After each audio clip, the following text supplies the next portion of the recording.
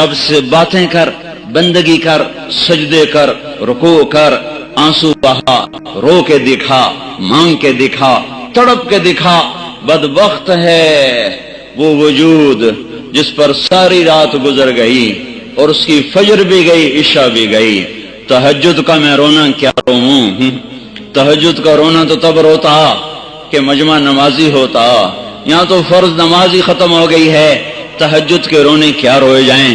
میرا اللہ تعریف کر رہا ہے رات کو اٹھنے والوں کی، تتجافى جنوبهم عن المضاجع يدعون ربهم خوفا وطمعا ومما رزقناهم ينفقون كانوا قليلا من الليل ما يهجعون وبالاسحار هم يستغفرون۔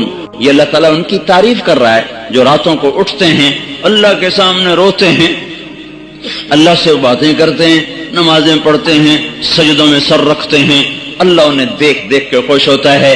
تتجافا، تتجافا، کتنا خوبصورت لفظ اللہ نے کہا ہے، تتجافا۔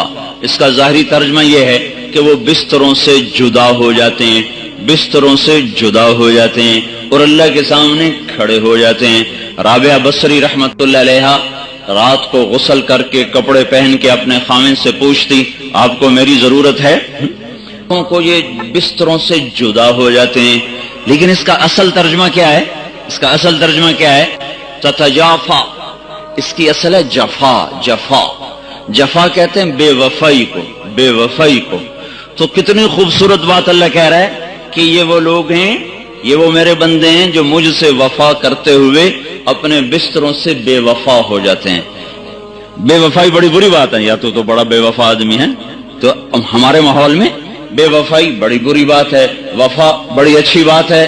تو میرے رب نے کیا خوبصورت بات فرمائی ہے، تتجافى جنوبهم عن المضاجع، یہ میرے وہ پیارے بندے ہیں کہ اپنے بستر کے بے وفا بن جاتے ہیں اور میرے وفادار بن جاتے ہیں۔ جسم ٹوٹتا ہے، نیند آتی ہے، اب وہ اٹھاتے ہیں، منہ دھوتے ہیں، چھینٹے مارتے ہیں۔